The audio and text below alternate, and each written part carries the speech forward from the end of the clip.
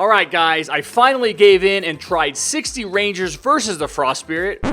Except I ran into one little problem. There wasn't enough cliff space on this map for all 60, so this video is officially 53 Rangers versus the Frost Spirit. Let's go!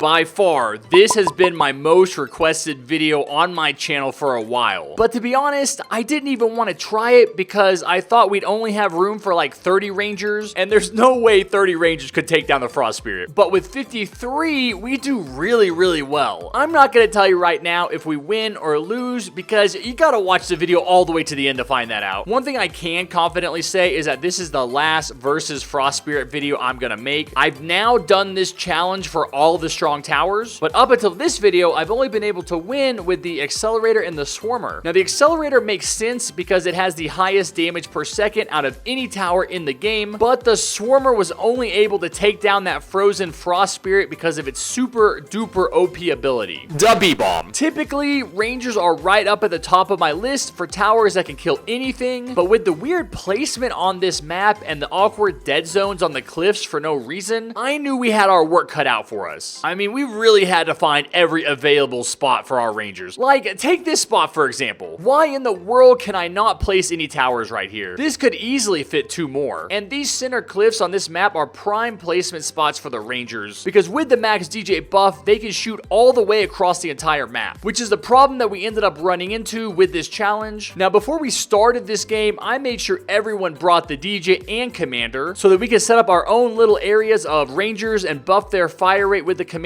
while using the DJ to ensure they'd be able to shoot for as long as possible. But even with that DJ range buff, the map is just so big that eventually the Frost Spirit's able to get outside the range of some of the Rangers. Luckily for us, there's a ton of cliff placement spots at the back of the map, and we used all of them. I actually didn't even know those spots were back there until right before we made this video because I never saw anybody use them. And I guess I really haven't played this event in like 5 months. But once I saw that we had all that room back there, it made me more confident that we could win this challenge. Now, of course, we had to use some pyromancers right at the beginning in order to get the cash to throw down some minigunners. We do end up selling the pyros, but we have to keep the minigunners down until it's just the Frost Spirit left. Since the Ranger does not have hidden detection, the minis had to kill the cold mist enemies. Now, if the Ranger had any weakness at all that would lead me to believe it would fail this challenge, it would have to be the fact that it has such a slow fire rate. Of course, it does make up for this by having a ginormous range, and as I'm sure you can already see, our Ranger army is just destroying even the toughest enemies. But the question is, will we be able to do 1,000,000 damage with just Rangers? Now I'm going to go ahead and give a shout out to my high range teammates for this game: Phoenix D1, T-Gray Martin Super Fun, Fabulous Trophies, Infinity Waffles, and Vlad 11. Alright, now go ahead and sit back, relax, and grab a cat that looks just like this one. I'm going to go grab some McDonald's real quick, and I'll meet you right back here at the end.